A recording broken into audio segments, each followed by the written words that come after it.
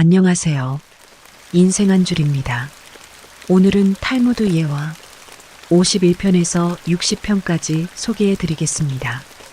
혹시 전편을 못 보신 분은 우측 상단의 영상을 클릭해서 보고 오시면 좋습니다. 그럼 시작하겠습니다. 51편 카바라의 힘.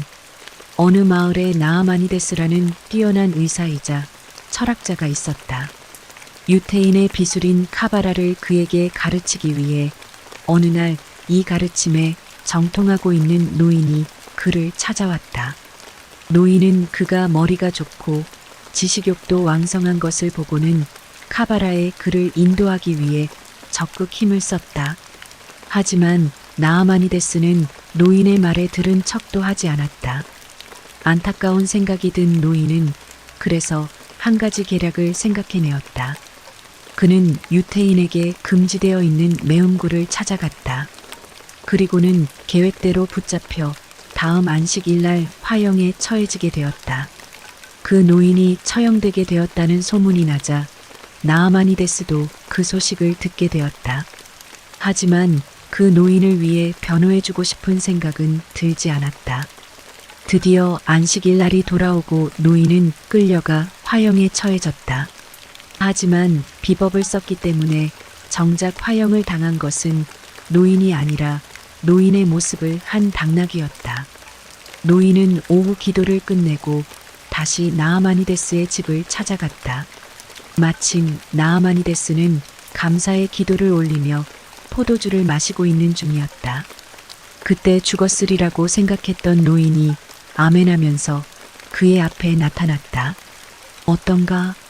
이것으로써 그대의 카바라의 위력을 똑똑히 보았으리라. 노인의 재등장으로 카바라의 위력을 알게 된 나아마니데스는 이 새로운 가르침에 인도되어 밤낮을 가리지 않고 열심히 배우고 익혔다. 그리하여 몇 년 후 그는 이스라엘에서 위대한 식자의 한 사람이 되었다. 52편 선과 악. 지구를 휩쓴 대홍수 때 이야기이다. 모든 동물이 노아의 방주를 찾아와 태워주기를 호소했다. 선도 서둘러 달려왔다. 그러자 노아가 선을 태우기를 거절했다. 나는 짝이 갖춘 것만을 태우기로 하고 있다. 그래서 선은 숲으로 들어가 자기의 짝이 될 상대를 찾았다. 그리하여 악을 데리고 배로 돌아왔다. 그 뒤로 선이 있는 곳에는 반드시 악이 있게 되었다. 죄는 처음에는 거미집의 줄처럼 가늘다. 그러나 마지막에는 배를 잇는 밧줄처럼 강하다. 53편 천국과 지옥을 구경한 친구. 랍비인 엘리멜렉에게는 과거부터 함께 공부하던 사이 좋은 친구가 있었다. 그 친구가 갑자기 병들어 눕게 되자 엘리멜렉은 병문안을 갔다. 친구는 엘리멜렉의 방문을 반가워했다. 그러나 곧 눈물을 흘리며 말하는 것이었다. 내가 죽는 것은 아무렇지 않으나 내가 없으면 나의 어린 아들은 어떻게 될지 막막하이. 여보게 친구, 만일 사정이 허락한다면 내 아들을 좀 거둬줄 수 없겠는가? 자네의 아들은 곧 내 아들이네. 내가 잘 키울 테니 그 걱정은 하지 말게나. 하지만 하나 내게 약속을 해주게. 자네가 죽은 다음 내 곁에 와서 자네가 저승에서 어떤 대우를 받았는지 그 이야기를 꼭 좀 들려주었으면 하네. 약속할 수 있겠나? 친구는 그렇게 하겠다고 약속을 했다. 그리고 잠시 후 아들의 장례를 부탁하고는 조용히 눈을 감았다. 엘리멜렉은 약속대로 고아가 된 친구의 아들을 데려다 잘 키웠으며 성전의 길을 밟도록 했다. 어느덧 세월은 흘러 그 소년이 이름 있는 집안의 딸과 결혼을 하게 되었다. 결혼식 날이 되자 온 마을 사람들이 모두 그 집에 모였다. 그러나 정작 신랑의 후견인인 랍비 엘리멜렉은 별실에서 틀어박혀 나올 생각을 하지 않고 있었다. 기다리기에 지친 손님들 중 몇 사람이 별실로 가서 열쇠 구멍으로 방안을 엿보았다. 그러자 랍비의 모습이 보였다. 랍비는 의자에 걸터 앉아 깊은 상념에 빠져 있었다. 그 모습이 너무나 경건하여 아무도 그를 방해할 수가 없었다. 두세 시간이 흐른 뒤 드디어 랍비가 별실에서 나와 결혼식에 참석했다.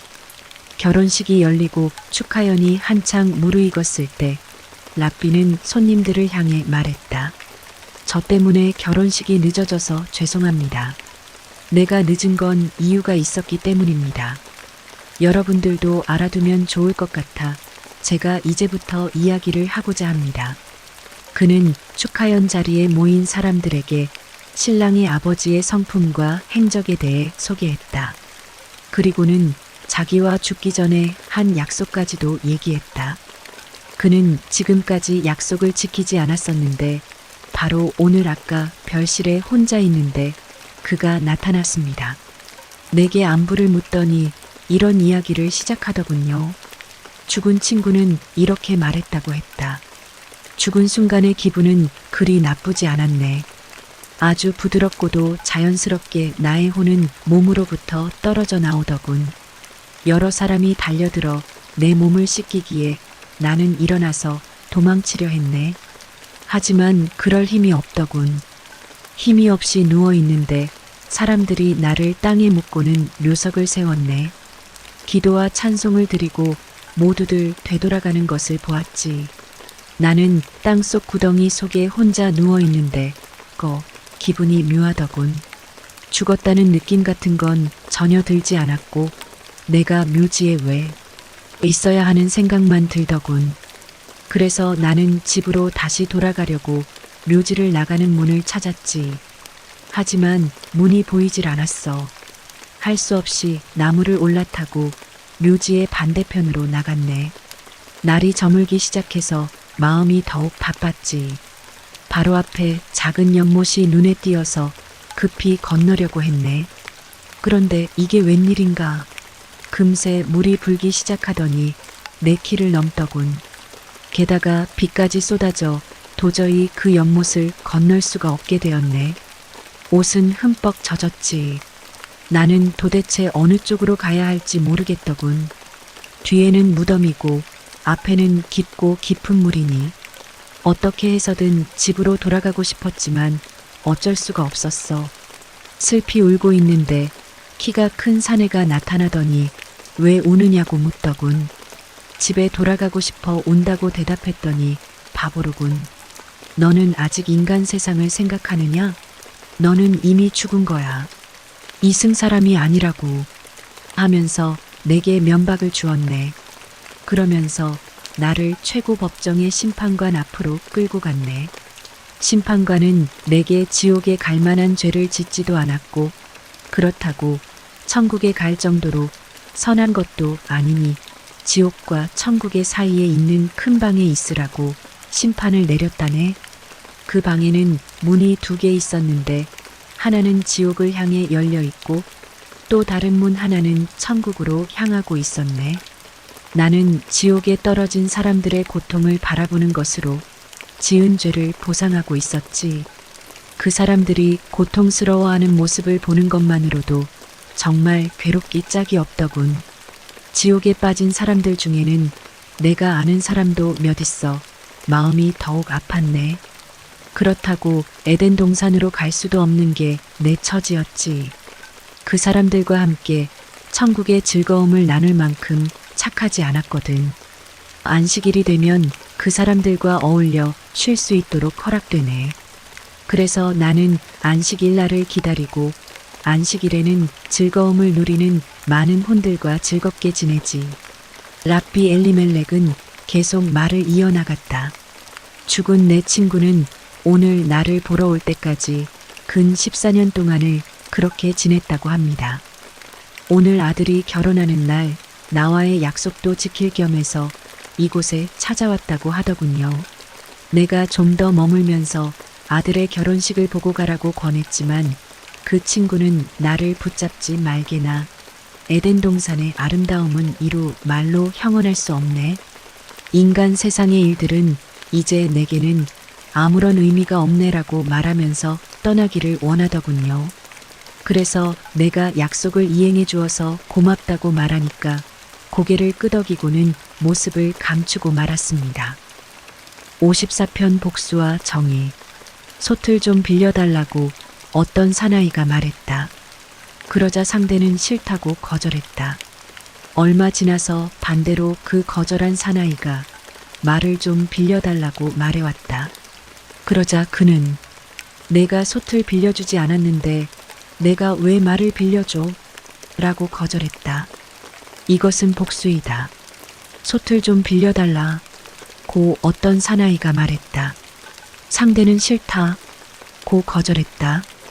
얼마 지나서 그 거절한 사나이가 말을 좀 빌려달라고 말해왔다. 처음에 사나이는 말을 빌려줄 때 너는 솥을 빌려주지 않았지만 나는 너에게 말을 빌려주겠다고 말했다. 이것은 정의이다. 남 앞에서 부끄러워하는 사람과 자기 앞에서 부끄러워하는 사람 사이에는 커다란 차이가 있다. 55편 하나님이 맡기신 보석. 메이어라는 랍비가 안식일에 예배당에서 설교하고 있을 때 그의 집에서는 두 이이가 죽어가고 있었다. 아내는 두 아이의 시체를 2층으로 옮겨 흰 천으로 덮어주었다. 랍비가 돌아오자 아내는 남편에게 두 아이의 죽음을 어떻게 알릴까 고민하다가 말했다. 당신에게 묻고 싶은 일이 있습니다.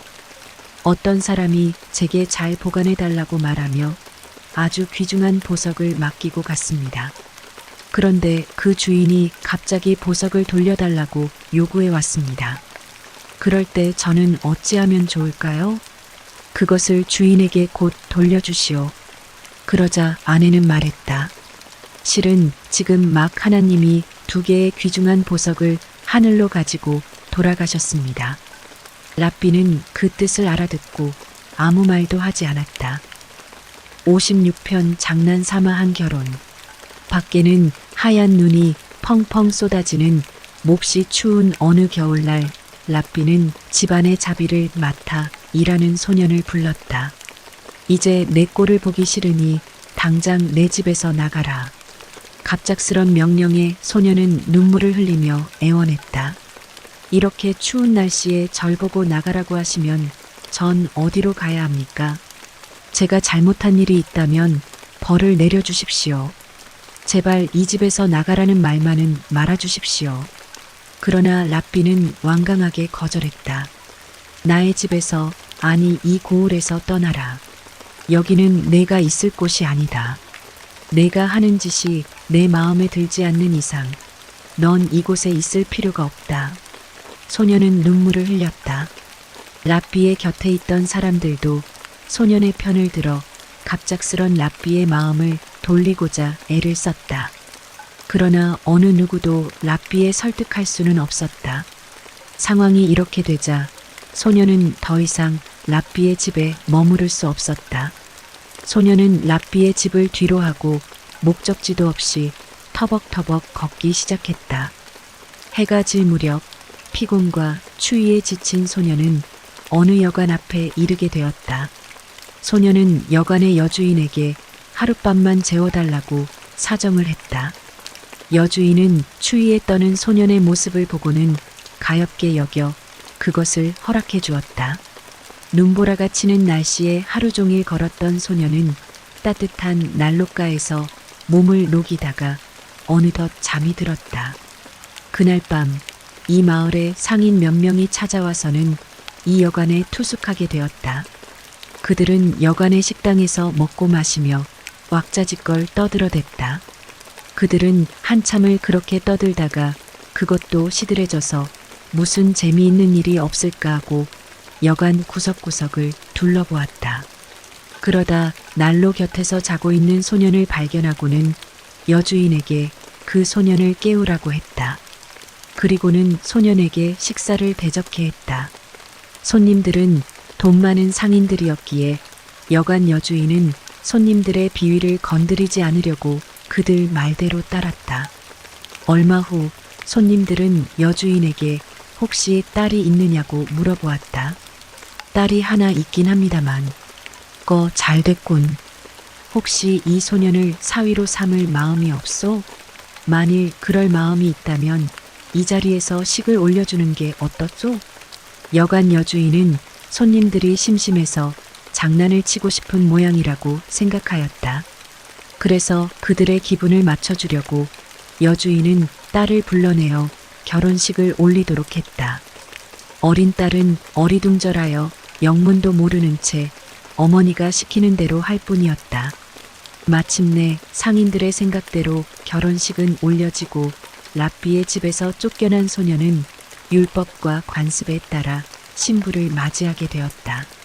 물론 여주인은 장난이려니 생각하고 있었다.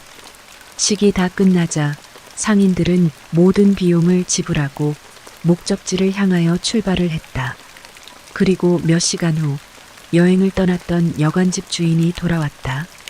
여주인은 얼마 전에 일어났던 일들과 재미있는 손님들에 대해서 이야기를 했다.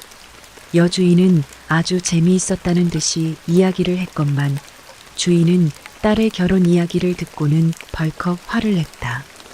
아무리 장난이어도 그렇지 결혼식을 올리다니 말이 되오. 이제 어떻게 하겠소. 율법과 관습에 따라 결혼식을 올렸다니 이제 그 결혼식은 무효가 될 수 없는 것 아니오. 주인은 곧 소년을 불러 어디 사람이며 무엇을 하고 있으며 왜 이곳에 오게 되었는가를 자세히 물었다. 소년은 랍비의 집에서 쫓겨난 이야기를 모두 사실대로 털어놓았다. 이튿날 아침 여관 주인은 마차를 준비하여 소년을 데리고 랍비가 살고 있는 마을로 갔다. 두 사람이 집 문턱을 넘어서자마자 랍비가 웃으면서 마중을 나왔다. 축하합니다. 축하합니다. 나는 그대의 딸이 이 소년의 아내가 될 것이라는 것을 아주 전부터 알고 있었소. 그러나 그것이 어떤 식으로 이루어질 것인지까지는 알 수가 없었지요. 딸의 아버지인 그대는 자존심이 강한 사람이라 가난한 소년에게 그렇게 호락호락 딸을 주진 않으리란 생각이 들어서 과연 어떻게 결혼이 성사될 것인지 더욱 궁금했다고. 그래서 나는 이 소년을 밖으로 내쫓았으며 그 결과는 당신이 아는 바와 같소. 이 소년은 이제 당신의 사위가 되었소. 주님께서 그렇게 하신 일이니 조금도 서운해할 필요가 없소. 이제 그 결혼식을 주선한 그 상인들이 누구였는지를 그대도 알 수 있겠지요. 57편 뿌린 대로 거둔다는 철칙. 모세는 평소에 고요하고 성스러운 곳을 찾아 혼자서 기도를 올리곤 했다. 그러노라면 하나님께서 모세 앞에 나타나곤 하셨다. 그날도 모세는 우물가의 나무 밑에 앉아서 상념에 잠겨 있었다. 거기 우물가에 한 남자가 오더니 물을 떠서 마시고는 가던 길로 곧장 가버렸다. 그런데 그가 떠난 자리에는 그의 돈 지갑이 떨어져 있었다. 아마 지갑이 떨어진 것을 미처 모르고 갈 길만 재촉한 모양이었다. 잠시 후 다른 남자가 그 우물가에 왔다가 돈 지갑을 보게 되었다. 그 사람은 물을 뜨려다 말고 얼른 지갑을 주었다. 그리고는 물도 마시지 않은 채 그 지갑을 품에 넣고서는 얼른 그 자리를 황급하게 떠나버렸다. 그 뒤에 또 다른 나그네 한 사람이 와서 목을 축인 다음 나무 밑에서 기대어서 쉬고 있었다. 그때 멀리서부터 처음에 지갑을 떨어뜨리고 갔던 그 남자가 나타났다. 그는 쏜살같이 달려와서는 우물가를 살폈다. 그러나 지갑이 있을 리가 없었다. 그는 마침 우물가에 한 남자가 있는 것을 보고는 다가가서 물었다. 여기서 못하고 계십니까? 목을 축이고 있죠. 이제 피곤도 좀 풀렸으니 슬슬 일어나 볼 참이요. 저 여기 있던 지갑 당신이 주었소? 내가 탓하지 않을 테니 내게 돌려주시오. 지갑이라니요? 무슨 말을 하는지 난 모르겠는데요. 이 자리에 당신밖에 없지 않소? 내가 좀 전에 우물가에서 물을 떠먹고는 실수로 지갑을 떨어뜨리고 갔단 말이오. 방금 전의 일이니까 당신 말고 다른 사람이 주었을 리가 없어요. 그런 소리 마시오. 난 걸치고 있는 이 누더기 이외에는 아무것도 가진 게 없는 사람이요. 내가 이곳에 왔을 땐 아무것도 없었다오. 정말 지갑을 잃었다면 여기 말고 다른 데 가서 찾아보는 게 좋을게요. 그리하여 말다툼이 시작됐고 마침내는 주먹이 오고 가는 험악한 지경에 이르렀다. 여태까지 모든 상황을 지켜보고 있던 모세는 몸을 일으켜 두 사람의 싸움을 말리려 했으나 감정이 앞선 두 사람은 모세의 이야기를 듣지 않았다. 결국 돈지갑을 잃어버린 사람은 홧김에 상대방을 때려 죽이는 큰 일을 저지르고 말았다. 그 사람은 자기가 저지른 일에 놀라 달아나 버렸다. 모든 사정을 알고 있는 모세는 죄도 없이 죽음을 당한 그 남자가 몹시 불쌍하게 여겨졌다. 전지전능하신 주님께선 어째서 그런 죄 없는 사람을 죽게 내버려 두셨을까? 모세는 주님께 기도를 올리기 시작했다. 주여, 저는 지금 몇 가지 사건을 지켜보았습니다. 그런데 그 부당함이 이루 말할 수 없었습니다. 어떤 남자가 물건을 잃어버렸습니다. 그리고 다음 남자는 그것을 아무런 방해도 없이 자기 소유로 했습니다. 그리고 마지막으로 결코 나쁜 일을 하지 않은 남자가 어이없게도 죽음을 당했습니다. 부주의로 돈을 잃었던 사람은 별 중요치 않은 것이 원인이 되어 살인까지 하지 않으면 안 되었습니다. 모순이 한두 가지가 아닌 줄 압니다. 주님, 이런 일들을 어떻게 이해해야 합니까? 전능하신 주님께서 가르쳐 주시옵소서. 모세의 간절한 기도에 이윽고 하나님께서 대답을 주셨다. 너는 내가 행한 일들이 부당하다고 생각하는 모양이구나. 인간들은 때때로 내가 하는 일을 이해 못하는 수가 많지. 이 세상에 일어나는 모든 일들이 결국은 원인이 있기 때문에 발생가는 것이란 것을 깨닫는다면 모든 것을 이해하게 될 텐데 말이다. 오늘은 내가 너에게 특별히 가르쳐 주마. 처음에 돈을 잃어버린 사람은 아무 죄가 없는 사람이지만 그 사람이 가지고 있는 돈은 그의 아비가 훔친 돈이니라. 그리고 당시에 그 돈을 도둑맞은 사람은 바로 우물가에서 지갑을 주운 사람이었다. 또한 죽음을 당한 사람은 아주 오래전에 지갑을 잃어버렸던 사람의 형을 살해한 일이 있었다. 아무도 그 광경을 본 사람이 없어서 오랫동안 그 죄가가 밝혀지지 않았으나 이제 내가 아우를 시켜 원수를 갚게 했느니라. 인간들은 때때로 왜 악한 사람은 잘 살고 착한 사람은 어렵게 사는지 궁금하게 여기는데 상황이 그렇게 돌아가게 된 원인은 꼭 있게 마련이다. 단지 그것이 인간들의 눈에 보이지 않는 것뿐이지. 58편 육체와 영혼. 왕은 오차라고 하는 매우 맛있는 과일 열리는 과일 나무를 가지고 있었다. 이 과일 나무를 지키기 위해서 두 사람의 파수꾼을 고용했다. 한 사람은 소경이고 또 한 사람은 절름발이었다. 그런데 두 사람은 함께 힘을 합해 과일을 따먹자고 흉계를 꾸몄다. 소경이 절름발이를 목말 태우고 절름발이는 방향을 가리켜서 맛있는 과일을 실컷 훔쳐 먹었다. 왕은 몹시 화가 나 두 사람을 신문하자 소경은 나는 앞을 보지 못하니 따먹을 수 없다고 말하고 절름발이는 높은 곳에 내가 어떻게 올라갈 수가 있겠느냐고 말했다. 왕은 그것도 옳은 말이라고 말했지만 두 사람의 말을 믿지는 않았다. 무슨 일이라도 두 사람의 힘은 한 사람의 힘보다는 훨씬 위대하다. 인간은 육체만으로는 아무것도 할 수 없다. 그러나 양쪽을 합하면 나쁜 일이라도 무엇이든지 할 수 있다. 59편 계에게 물린 여자. 어느 마을에 아브라함이라는 신앙이 독실한 사람이 있었다. 부자인 그는 마음 또한 너그러워 불우한 사람을 보면 항상 자선을 베풀었다.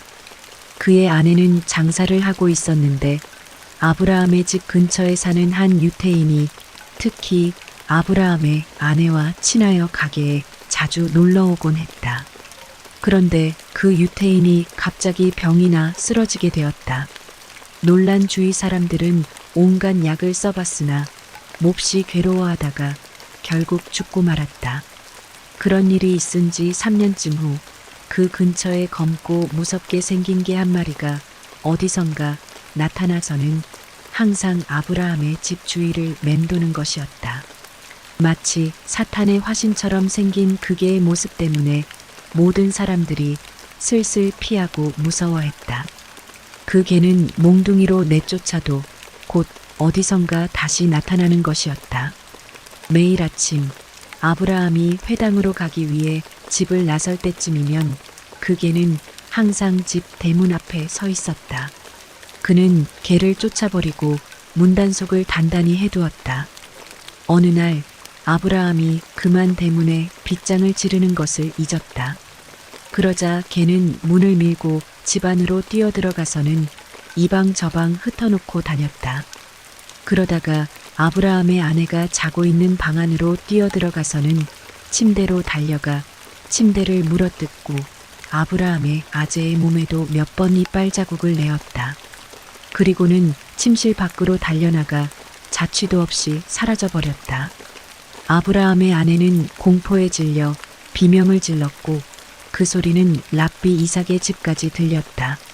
남편은 부인의 몸에 난 상처를 대충 치료한 뒤 랍비 이삭에게 가서 도대체 이게 어찌된 일인가 하고 물었다. 랍비는 대답해 주었다. 자네 부인은 몇 년 전에 죽은 옆집의 남자를 금품으로 유혹하여 억지로 잠자리를 같이 한 적이 있었네.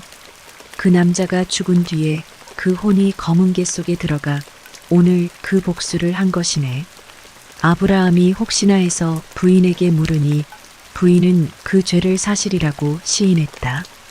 죄는 처음에는 손님이다. 그러나 그대로 두면 손님이 그 집주인이 되어버린다.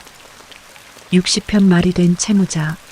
랍비 이스라엘 바르생이 이 고을 저 고을을 돌아다닐 때의 일이다.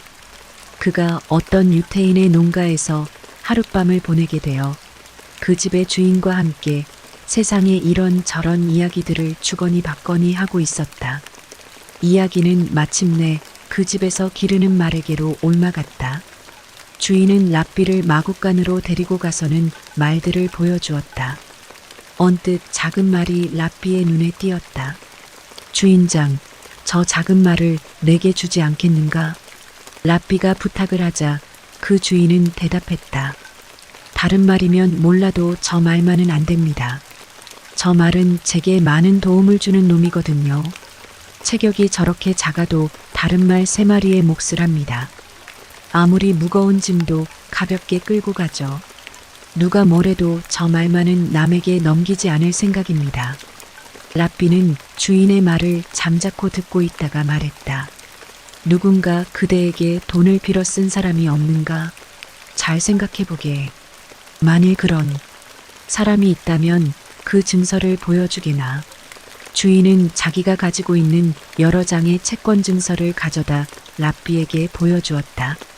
랍비는 증서를 살펴보더니 그 중에서 한 장을 골라 그것을 갖겠다고 했다. 그 증서는 아무 쓸모도 없는 건데요. 그 증서는 아주 가난한 사내에게서 받은 것으로 그 사내는 이미 죽은 지 오래입니다. 그래도 랍비는 그 증서를 갖겠다고 했다. 주인이 의아하게 여기며 그 증서를 랍비에게 넘겨주었다. 그러자 랍비는 받은 즉시 그것을 갈기갈기 찢어버리는 것이었다. 깜짝 놀라 영문을 몰라하는 주인에게 랍비는 마구간으로 가보자고 했다. 그런데 이것이 웬일인가? 주인이 그토록 칭찬했던 그 작은 말이 죽어있는 것이 아닌가? 더욱 놀라워하는 주인에게 랍비는 설명을 해주었다. 이 말은 바로 그 증서의 주인이라네. 빌린 돈을 갚지 못하고 죽었기 때문에 죽은 뒤에도 자네 집의 줌마가 되어 일을 해주지 않으면 안 되었던 것이네. 시청해 주셔서 감사합니다.